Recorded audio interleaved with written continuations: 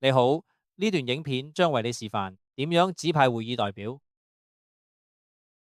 我目前呢以屬會會長呢就身份登入啦，擁有為所屬屬會指派代表嘅權限。從首頁選擇 My Club，跟住你會睇到右側會員操作區塊嘅藍色按鈕，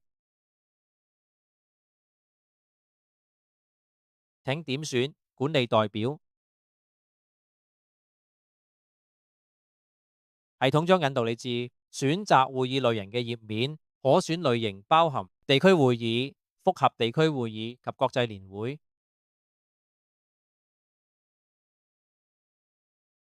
選定會議類型之後，點擊下一步，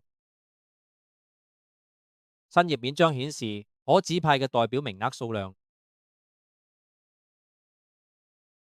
若要指派代表，請點選底部嘅指派代表啦，然後選擇下一步，從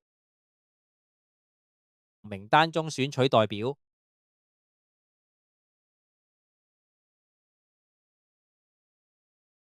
跟住設定個代表編號，選擇表決語言，並且確認電子郵件地址正確無誤，再點選下一步，系統將詢問係咪要新增更加多代表。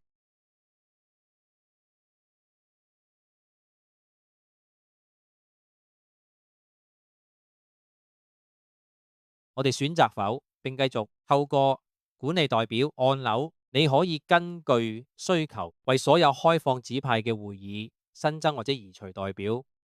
若果選擇尚未開放代表指派嘅會議類型，例如某啲地區會議，系統將顯示提示信息。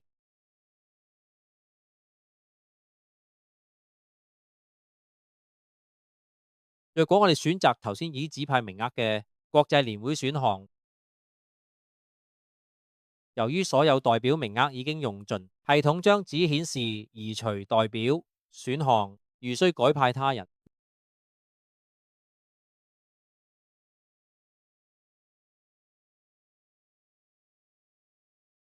要查看已指派嘅代表，我點選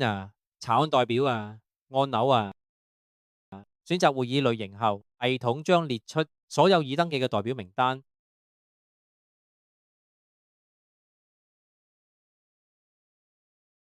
最後，如需列印代表確認函，請點擊右側屬會操作按鈕，喺選單中選擇取得代表確認函，再次選擇會議類型，並且指定要列印嘅代表姓名。系統生成 PDF 文件之後呢，即可點選上方列印功能。